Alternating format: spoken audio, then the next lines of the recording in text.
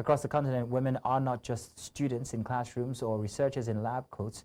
They're building solutions with technology. They're shaping policies. They're managing data. They're fixing systems. And they're making science work for everyday life. In short, they are not waiting for the future. They're busy creating it. And the timing matters. The African Union has a big plan called STISA 2034. It places science and innovation at the center of Africa's development. It's a bold strategy, but let's be clear, a document cannot build a future. It has never built one. People do. And more, it is women doing that work, often quietly, often without applause, but also always with impact. They are laying foundations that make Africa's science strong, independent, and also respected globally. The kind of work you only notice when it is missing. Think about Kenya, where research management is being professionalized, so science is better organized and trusted. Think about South Africa, where systems are in place to protect biological data and use ethically. Now think about West Africa, where scientists are tracking drug-resistant infections so we are not caught unprepared tomorrow. This is not decoration, this is structure, this is backbone. So here's the big question for this evening. Are African women simply joining science, or are they designing it from the ground up? And just as important, are our institutions ready to recognize that leadership with real support, real funding, and real authorities? And I promise these are not small questions, but they're necessary ones. Now, joining me are remarkable women, and of course, they're shaping Africa's scientific future. They come from different fields, different countries, and different experience. Together, they help us understand where we are and where we should be heading. And yes, we'll keep the science serious, but the conversation, will I assure you, it won't be boring, so let's get into it. Let's introduce our guests already. Our guests on this conversation are Abosede Salami, co-founder and operations director, Shaping African Women in STEM. We also have joining us Oluwatimilehin Onafeso, executive director, WAAW Foundation. Precious Natang also joins. She's communications professional and PRO, Data Girls Technologies. And engineer Rasheedat Adeyemo, member Association of Professional Women Engineers of Nigeria. Ladies, you are all welcome on one slot. Thank you very much. Thank you very much. I feel like the odd one out today, but grand. Let's get started already. I'm going to start already by let's ask engineer Abosede, if you don't mind. We often speak about more women in STEM, but is participation the same as power? Are African women simply entering science, or are they influencing how science is actually governed and how it is funded? Engineer Abosede. Okay, thank you very much for that question. My name is Abosede. I'm not an engineer. Oh, I apologize. Yeah. Got that mixed up. Abosede, please go ahead. Oh, yeah. That's okay. Yeah, like I mentioned earlier, thanks for having me. My name is Abosede Salami, and I'm a researcher. And to answer your question about if women are participating or they're leading science in Africa, I'd like to think that right now, women are coming up in leading scientific discovery in Africa, but we still have a long way to go. As regards participation, yes, even if you look at the statistics, the number of women that are enrolled in STEM courses in the university all across Africa, you find women. But when it comes to persisting in that career, when it comes to leading change in that career path, that's where the challenge comes in. And that is one of the things that we as an organization, STISA Africa, that's one of the narratives we're trying to change, to make sure that women are not just participating or pursuing STEM careers, but that they grow and develop to become decision makers, policy makers in the STEM field. Thank you. I'm wondering how the cultural system is adjusting to women taking the front row seats. Abosede. Well, as we know, Africa is generally patriarchal, men dominate everywhere. But I believe that women are coming up. Like I mentioned earlier, we are seeing women leading change in the science, tech, engineering, and math aspect of STEM generally. So I know it's the bias or the bias is still there. And when you find a woman leading, a scientific discovery or something, there's still that doubt because it's not a man. For example, let's go into the medical field. You go to see a doctor and it's a woman. Some people still find it difficult to adjust to seeing a woman in such position. But we are changing the narrative and we're starting from the grassroots by encouraging women young women to not only pursue this career path, but also to put themselves out there and develop the leadership skills and potentials that are required to become a voice that can not only be heard but respected in the field. Okay. Thank you. Okay, Oluwatimilehin, let's come to you now. I'm wondering, you are the executive director for WAAW Foundation, and I'm wondering what efforts you have done when it comes to pushing women inside of science. Okay, thank you very much. Thank you for having me here. So yeah, WAAW Foundation actually stands for Working to Advance African Women on Science and Technology. And since our inception in 2007, we've been able to empower over 60,000 girls in the secondary schools and then over 10,000 girls in colleges to ensure that they study STEM course. So what we do is we have different structure. We have a scholarship structure that we give to women, young girls who are studying STEM courses in African University so that they can remain in school, because we have a lot of dropout. There's a high statistics of women dropping out just because they cannot fund themselves through university because they are studying STEM courses and because the family sometimes just do not see a need for it. So our foundation has a scholarship opportunity that we give to African women who are studying STEM courses, and this has given us a large number of girls who have stayed through their courses in university and graduated, and now who are studying, who are fully into their STEM careers. Also, we also do not just focus on the college girls. We also focus on the secondary school students, trying to catch them young, giving them empowerment programs, awareness about STEM, and we have a role model structure. We have a mentorship program for them. The college students, the scholars that we have in colleges, we encourage them to go into secondary schools. So we have a college to secondary mentoring program where our college girls go into secondary schools to mentor the girls, to say, look at me today. I'm a young woman like you. I'm an African like you, maybe from your country, and I'm studying STEM and I'm going to complete my program. You can do the same. These were the challenges I had when I was in school. This is how you can actually mitigate those challenges and, mitigate all the risk. So we have our college girls mentoring the younger girls in secondary school, and who can better mentor them who not young people like that. So these are structures that we have put in place to ensure that we have a lot of women in STEM till date. So I see what you're doing. You're catching them young, which is a good thing. You're telling them that they can do just as much as the male counterparts can, and you're telling them this from when they're girls. However, what about in rooms where decisions are being made? Do we find plenty of female representation there? For instance, the African Union's STISA 2034 reframes science as central to Africa's socio-economic transformation. So in your view, are women, Timilehin, are women sufficiently positioned in the decision-making rooms where these strategies are interpreted and implemented?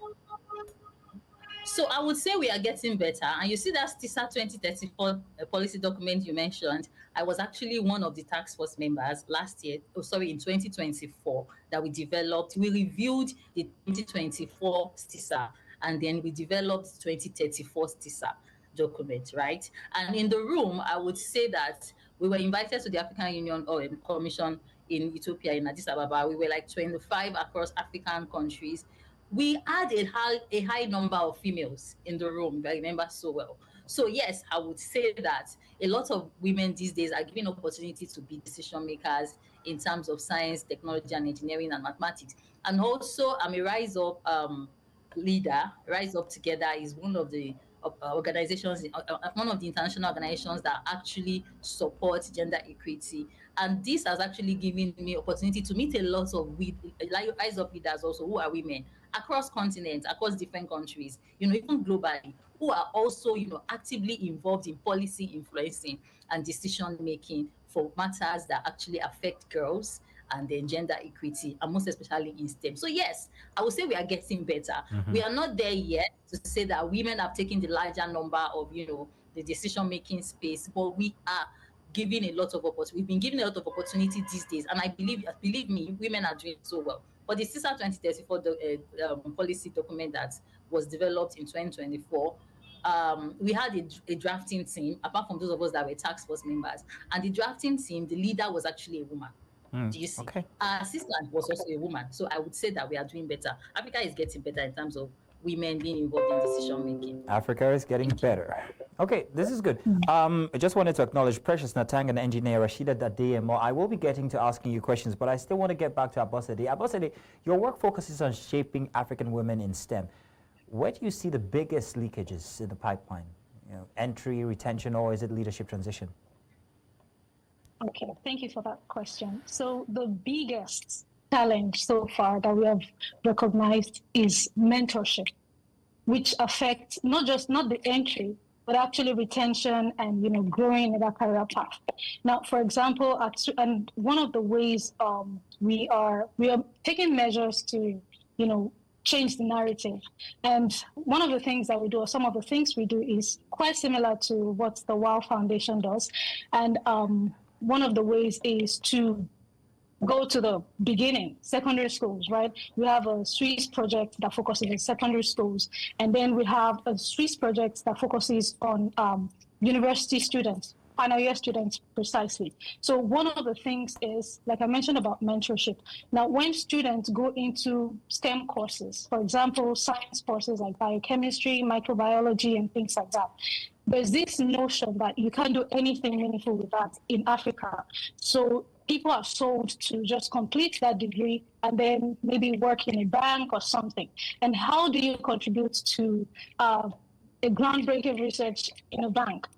So people, young women who are smart, intelligent, they go into science fields with the intention of changing the world, but then they meet the harsh reality that, there's nothing you can do with it here, which is not fully true. So we try to change this narrative by introducing them. For example, we have a project which are currently running called the Swiss Empower Her Project. So we have 3 tracks from that project: an entrepreneurship track, an academia track, and the industry track. And these tracks are meant to introduce these young women to other women who are already, accomplished in STEM careers. So if you want to, maybe your plan is to have your own, set up something, a startup or something. So we pair them with mentors who can train them and give them all that is required, for them to accomplish that. And also, if you want to, go into academia, maybe you want to become a professor, you want to train the next generation of female scientists or scientists generally in Africa, we also have mentors who are professors already. Some of them are already in that field, or some of them maybe they are doing their PhD or in that track. So we pair these undergrads who are in their final year. We pair them with them, and then they receive the mentorship for to accomplish that. And the same with the third track, which is industry. You want to go into a pharmaceutical industry or a tech company, whatever it is. So we pair them with mentors who are doing the same thing or something similar, who can encourage them to achieve that goal. So those are the things, the measures we are putting in place to achieve that. Do you sometimes mentor yourself, Abosede? Mentor myself? Or do you mentor other girls? Do you mentor young girls yourself? Yes, okay, yes, grand. I do. Yes, and yeah, amazingly, I was once a volunteer with the WOW Foundation, and I got the opportunity to also mentor a young lady. So I'm going to come back and ask you exactly what the reception is from young girls. But let's talk to Timilehin now again. Timilehin, your work directly is with young African girls in STEM fields. I'm wondering, beyond scholarships, beyond training, what systemic barriers have you identified that women meet before they reach influence? Oh, So I will start from the low level to the high level of women, talking about these barriers. So we still have a high number of cultural, societal stereotypes in Africa, because our foundation, we work across African countries, and we still get to meet with, some men in the communities, even men who are in decision making, um, forum, kind of, we still get to meet them. They're like, why are you bringing women, why are you bringing girls into this? It's tough, it's hard. It is still very strong. We are still kind of like trying to mitigate the effect that the cultural stereotype is actually, having on African women and girls getting into STEM. So that's a big one, And what we do actually at our foundation is we try to involve these decision makers, all these community stakeholders from the low level. We involve them in every program that we do.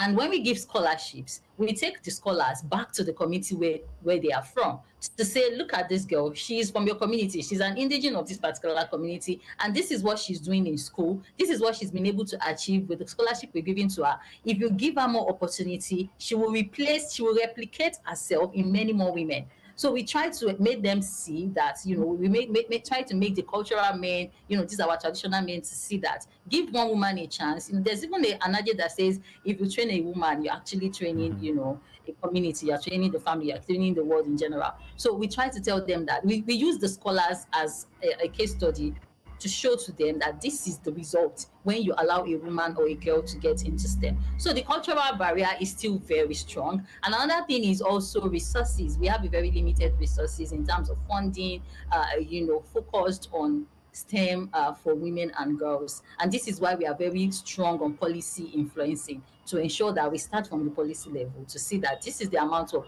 money that has to go into the budget on an annual basis for, secondary school level, for all these trainings and all of that. And then with little efforts and, here and there, with consistency and not giving up, we are getting a lot of results. But then, it's still going to take a long time for us to break these cultural barriers. It's there in our system, it's there in our community, it's in us. We are culture is us, you see. But then we are trying our best, one step, one woman at a time, to break it, to show that this is a woman that, has become successful through STEM. And if you train more women like her, you are going to train a lot of, community, and then a lot of families are going to be changed. And we also link STEM actually for women into economic empowerment. We try to let them see that it is actually a way of, reducing and totally eradicating poverty in families and in communities if you empower women in STEM. So yeah, that's what I would say. Thank you very much, Timilehin. I like that you touched on communication there. I like that you actually brought in the fact that you take these girls back to the communities that they were from, and also use them as show and tell to encourage others. But let's talk about that communication there. Let's come to Precious. Precious Natang, thank you very much for waiting. My apologies. But let's talk about, you're a professional communications experts. Science communication was highlighted as a critical intervention. Do you believe African women in tech and data are being adequately amplified, or are they still underrepresented in narratives shaping public trust?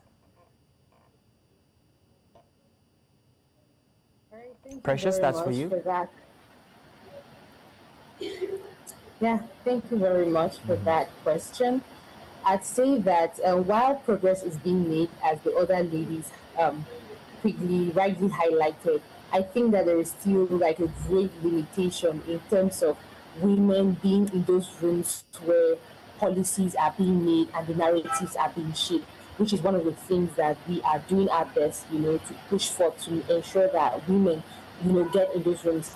We realize that, as compared to 2 years ago and now, a lot of women, there has been an increase, in funding programs, STEM-related programs, funding women to, run initiatives. But then again, that is not enough. I think that when it comes to data, when it comes to policy, when it comes to being in those rooms, that the narratives are actually, making the rooms, leadership especially, women are still lagging behind. Because when you do run the training, but then for the society to be able to change, there needs to be those women in those rooms where the data which is influencing our policy, which is influencing our society, which is influencing even the training themselves, the women are not part of it, and then realize that there are biases, in the leadership, and the people that we want to affect, they are not present, to take the right decision. So I think that there is still that limitation, which is one of the cries that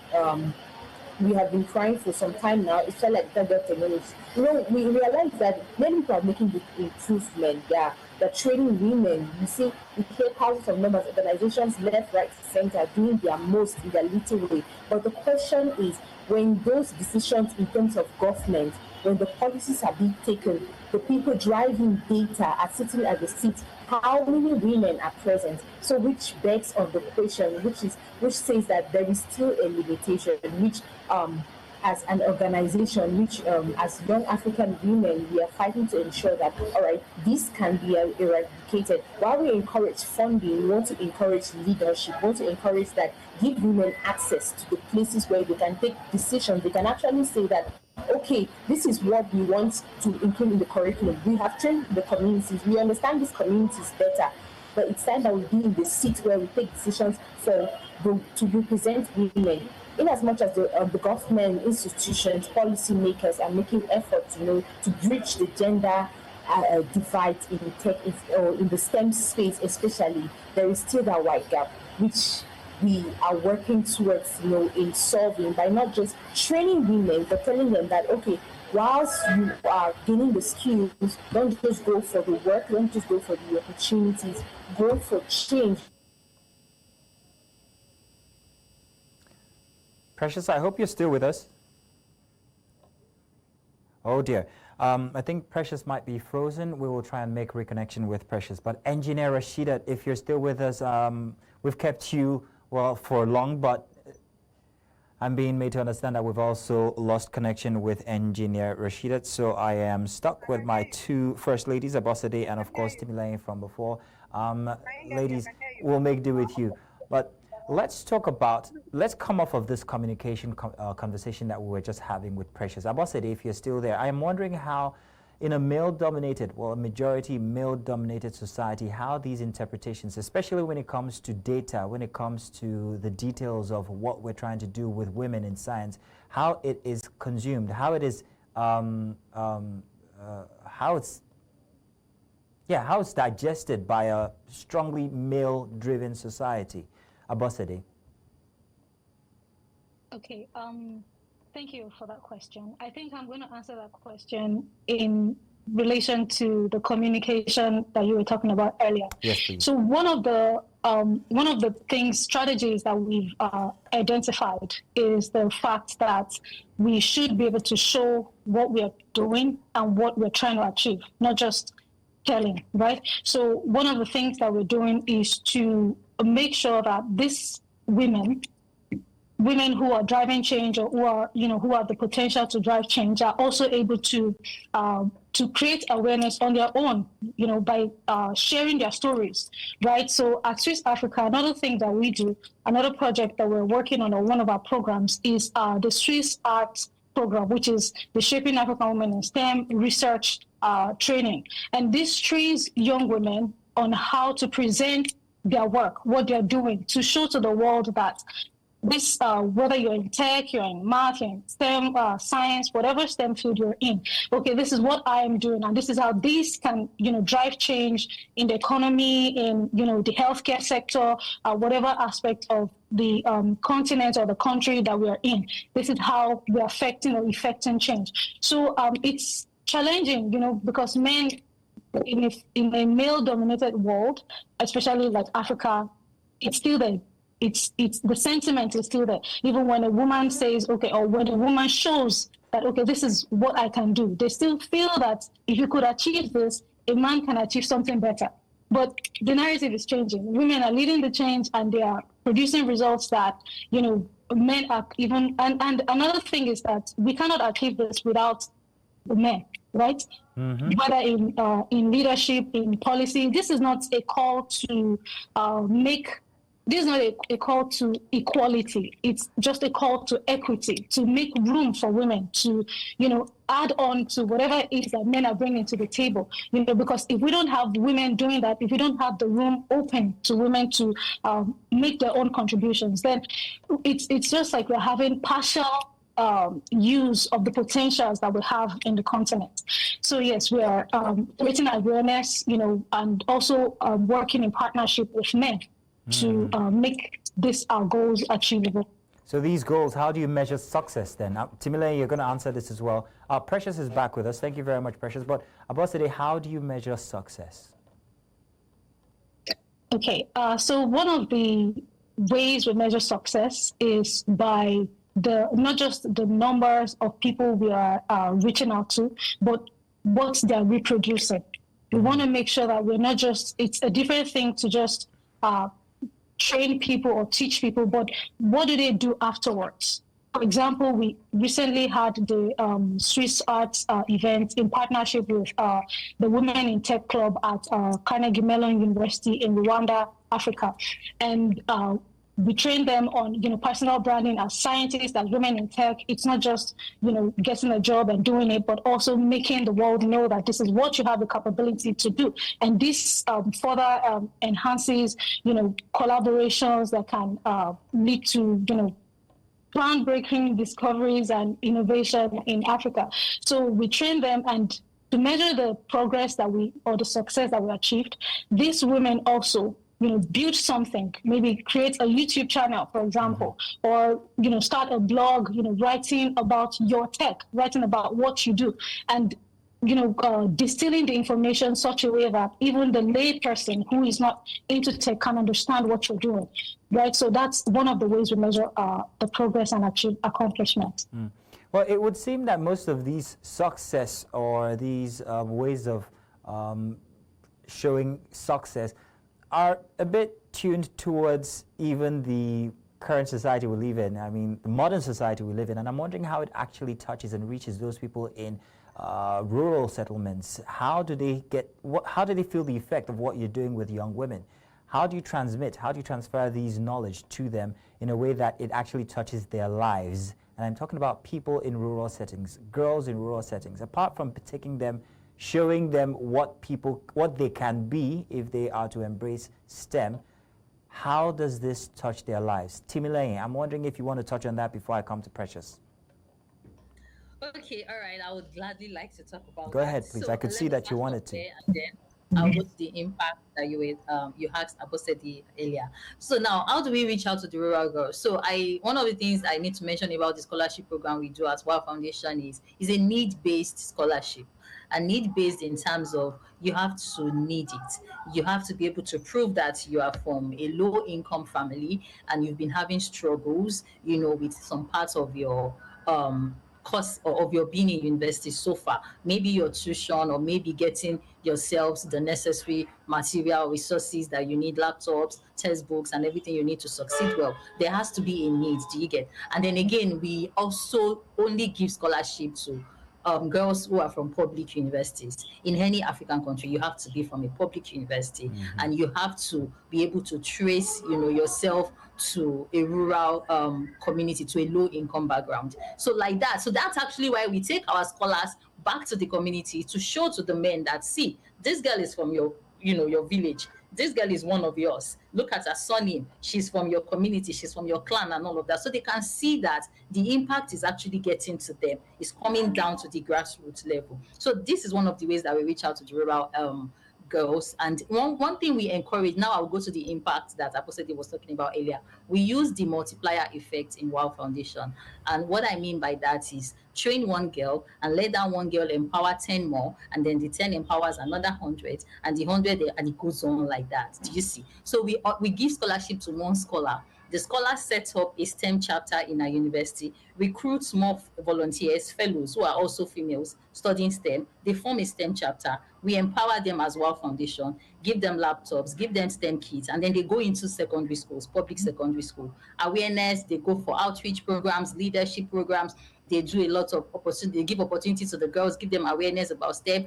And, you know, from one girl that got the scholarship, it moved on to like 20 more girls who formed a STEM chapter in the university, moved into secondary school, and they are reaching out to 100 this month. The next month, they go to another secondary school, they reach out to 200, and it goes on and on like that. And the girls they are reaching out to in the secondary school goes back home to tell mommy and daddy that, look at what I learned about STEM. Look at what I learned about science. There was this girl that came from university, so. She's actually from this community. She's studying this course. And, you know, and the mom is like, really? And she's a girl. And then the next time the girl goes back to school, maybe our STEM chapter organizes a mentorship event, and they bring women who are successful in STEM. And these role models come to talk to them again. And these are Africans, women they can identify with. Do you see? So that's the multiplier effect that we use in WOW Foundation. And we ensure that, more like now saying that, how do we measure impact, is that one of the things that, apart from the numbers of women that we have been able to help now to stay in STEM courses, in STEM career, and that we have been, apart from the number of girls we've been able to help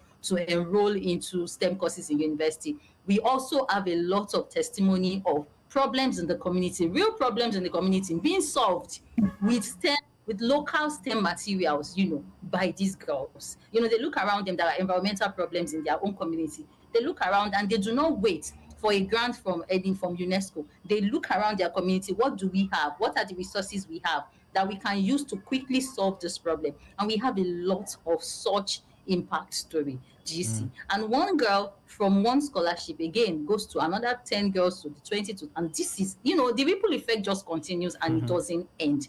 So these are one of the ways that we actually measure impact. And again, I've also touched on how we get to the grassroots level, and that's where we pick our scholars from. We don't pick our scholars from the urban setting. Well, thank you for clarifying that. I like to call it idea contagion, where one person is influenced by what another person has done or achieved and wants to be that person, and it works when it comes to young girls. Precious, I do have a question for you. I'm going to come back to it after the break, but it's about funding. I'm wondering how women in research initiatives are getting funding. Are they getting equitable funding with their male counterparts? But Precious, more on that. Let's go on a short break. We'll be back on one slot. Let's first start with Precious. Precious, I did promise that I was coming to you, and I wanted to ask a question about funding. How do funding patterns affect women-led research initiatives? Are women scientists and innovators receiving equitable? Are they receiving access to capital and grants just like their male counterparts? Thank you very much for that question. I'm going to say that women in the last couple of years, the institutions have been doing their best to offer women opportunities in terms of funding, in terms of grants.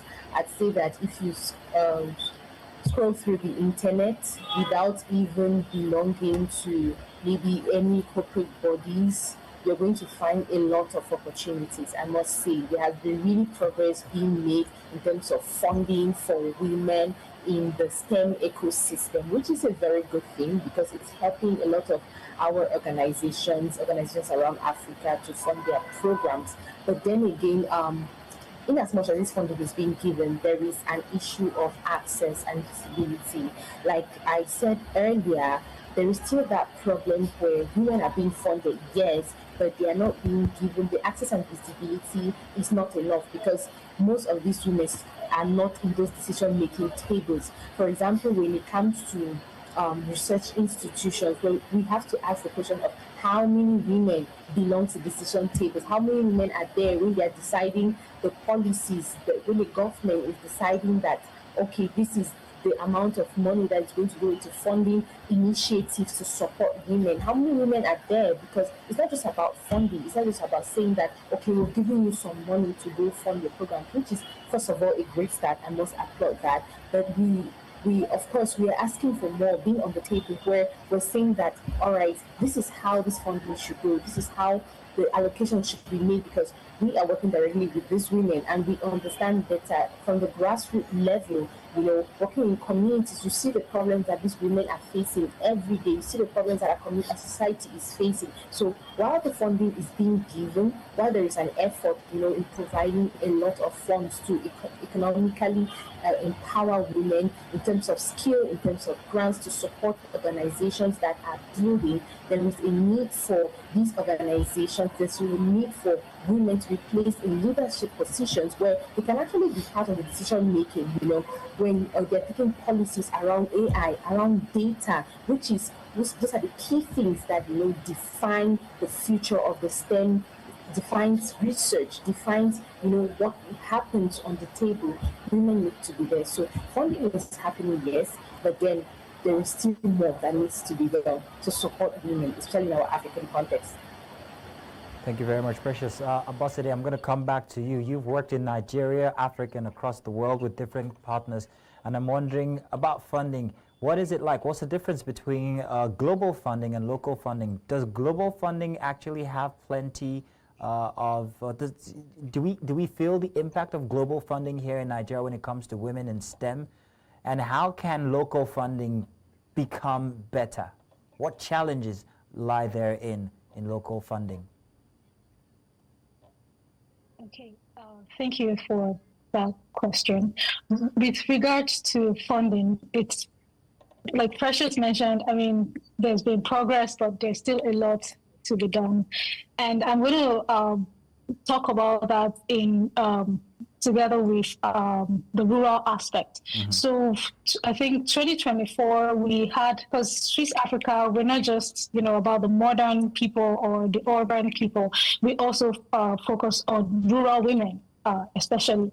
So, and we realized that one of the sectors that is often neglected is agriculture, which is the soul of any country, any continent, right? So for the agricultural sector in 2024, we partnered with an organization, the International Fertilizer Development IFDC, that's the name, the acronym for the organization. And we worked with the Horti Nigeria program of that organization. And our goal was to create more awareness, about the works that rural women are doing in the agricultural sector, especially in horticulture.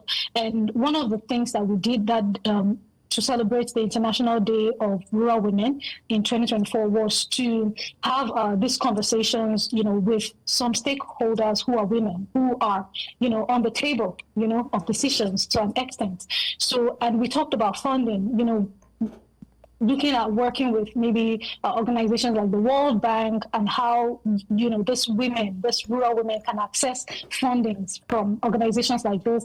And we realized that one of the barriers to that is the fact that women are not trusted to even, be the sole decision maker in that aspect.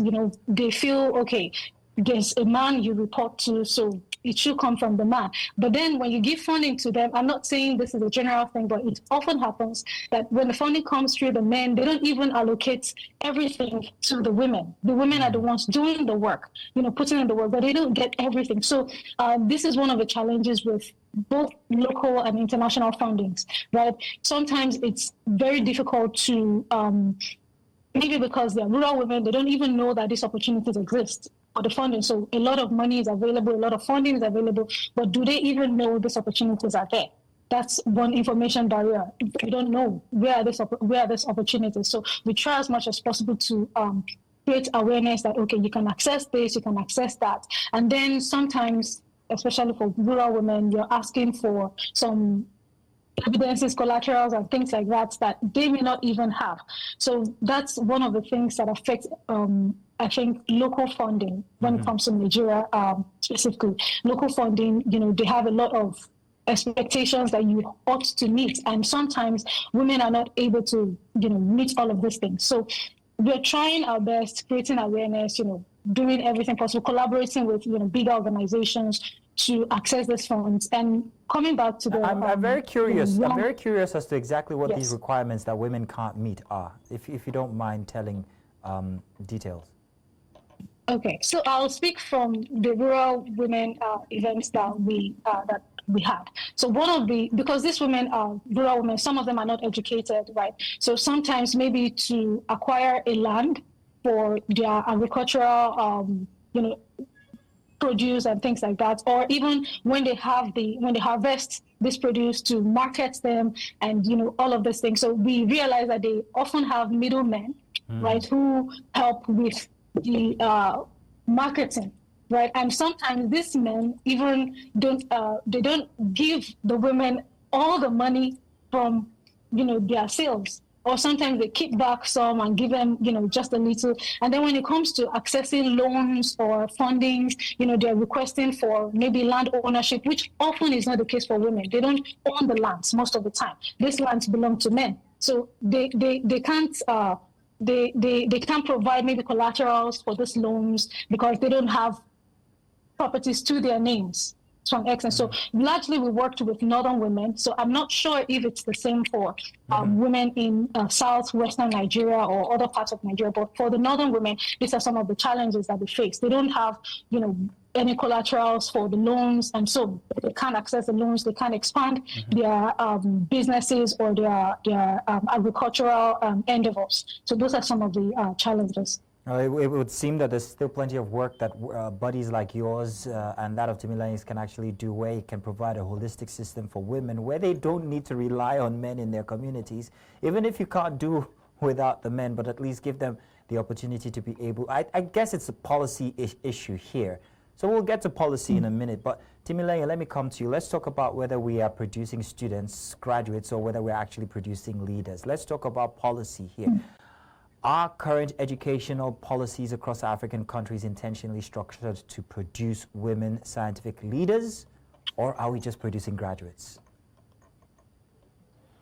Okay, thank you very much for that. So we have to produce graduates before we can actually produce women who are innovators, because education is actually key in innovation. So, but yes, we are actually producing innovators. And again, now going back to funding, when we have these female innovators, they have the ideas, they are able to build something with the little resources that they have for it to scale up and for it to become a global for it to be able to become a global solution, there has to be a lot of resources in terms of funding put into it. However, where do they get the funding? Do you see? So we have a lot of women who have lovely ideas, who have nice innovations, who are trying their best to provide solutions, to problems in their community, problems in their countries, problems around them, in terms of fintech, in terms of, technology development, in terms of a lot of agriculture, just like Abosede also mentioned. But then before they are able to scale up, before we are able to take it up to the larger reach, we need a lot of funding and resources. So I would say that at WOW Foundation, from my experience over the years, we've not just been bringing out graduates. We are we are producing graduates who are leaders, producing graduates who are civic leaders, because already, like I said, our scholars and our fellows, while being in school, they already start influencing the younger generations in secondary school, right? They already start going into secondary school, and that's leadership. So we are producing leaders, we are producing graduates, and we're also producing innovators. But then for us to really feel the effects, even here in Africa, in our countries in Africa, and then for the world to feel the effects, we need a lot of funding and a lot of attention to these women. Women are doing a lot. Women have, a lot of resources. We have the talent, but then what we are trying to, that's why we have a lot of gender equity, and everything, gender justice, noise everywhere and all of that. It's just because we are saying, give attention, to women, give attention to the ideas that they are nurturing, give attention to the innovations, to what they are building and all that, so that we are able to solve a lot of problems that we are kind of like relying on, foreign aids for and all that. There's a lot of solutions that women are bringing up around their communities, around their country, but they need the attention so that they are able to scale up. Now let's go to policy. I would say Timilehin, I wish I could let you go to policy, but I really wanted to save some time so I can ask Precious on a final note one or two questions. Precious, I'm wondering, if we look at the next 10 years, how can we guard against regression for women in science? What challenges might we face and how can we circumvent them? Okay, thank you very much. So I'm going to answer this question I'll say it's a chain effect, right? It's a chain effect. I'm glad that we have women who are empowering, women leaders in the panel who are empowering women across Africa in different capacities. And I'm going to start with skill acquisition. We have to continuously train women in STEM careers. We have to continuously educate women as technology is advancing, as more research is being discovered, as more discoveries are happening, that's how we need to keep educating our women. It starts first from the education, the mind shift. When the skills have been acquired, then we can now start training these women to become leaders, just as the previous speaker rightly mentioned. So for us to, prepare these women for the future of leadership in science, technology, engineering, mathematics, and all these fields, we need to start with the skills. We have to ensure that we are constantly training them. Because one of the things that I discovered while doing the work that we do at Federal Technologies, when we started off about 5 years ago, training women in software engineering, back then that was the thing. But over the years, we've realized that the needs of the market needs are changing. And so we need women who understand these trends, that the trends are continuously changing, and to continuously educate the women. So when you train this set this year, what happens to the next batch? There has to be a transformation. So when we started, we were discovering these changes. We even realized that most often, some of the women in the urban communities have become very aware. Some of them are daring. I mean, you go to science, you go to our universities, like I visit most of the time, we visit our universities around, because we work a lot with our universities at Federal Technologies. So when we visit our universities, we realize that there are a lot of women in these classrooms. It's no longer a 2:10 ratio. It's now more of a 50-50 in training. And we see that, okay, awareness is happening, but what is happening in the rural communities, what is happening in the local sectors? And that's why at Federal Technologies, we even started programs such as the STEM Reach, where we are training women from the ground up, from the very, very basic. While we are talking AI, we're talking policy, we're talking data science, there are still some women in the society who cannot even switch on a computer. I've been to remote communities where there were women who do not even know how to turn it on. So it's a chain process. We have to continuously, while we raise women to a certain level to learn about these advanced technologies, advancement in science, they get to the universities, there has to be another set, going to the remote communities and telling women that, okay, you know what, it's not just about agriculture. Even if agriculture, though we say agriculture is the backbone of the society, it's no longer being done the manual way. If you have to do it only manually, there is just so little you'll be able to achieve. So we need to introduce technology to them. So there is that continuous training that has to happen for us not to experience a recession. Because while we are training these women, technology is advancing. So what happens? We keep training and we keep taking these women, when we put them in places where they can become better, they should now be able to give back to the society. So that's the change in the Abosede, finally, as Africa is at this turning point in its scientific history, as we're beginning to see more women inside of the science field, the STEM field, I'm wondering where Nigeria stands in this journey. How well are we doing? What hope do we have? Are we at the start or are we at the end of the line? Where is Nigeria in all of this? Okay, so when we talk about Nigeria in science or in STEM generally, I think for individuals, like for some women, right? For individuals, they are to an extent at the forefront, but the nation as a whole. What I mean by that is, for example, you see a lot of women in Nigeria. They are interested in a particular STEM career path, and they see that the nation is not nurturing the dream that they have. What do? Leave.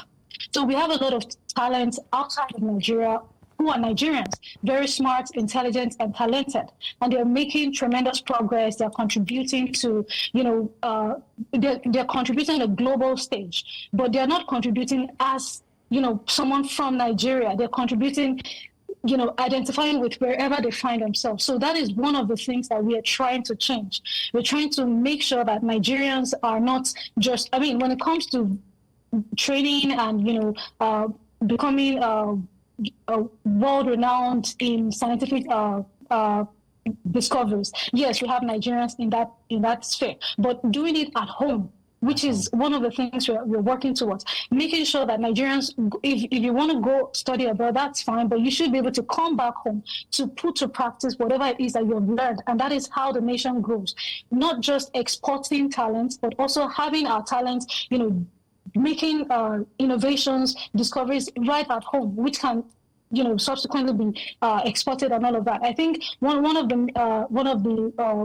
the stand-up calls, to the need for this is the COVID-19. The whole world believed Africa was going to, be wiped off by COVID, but thankfully that didn't happen. So do we have to wait for another COVID before we wake up? No. We have to brew or breed our talents in our nation. So that is the focus right now. Where policy, talking about policies, where we expect that the nation makes policies that make intentional funding for women-led initiatives or, scientific discoveries and all of that in Nigeria. They're made available for Nigerians in Nigeria.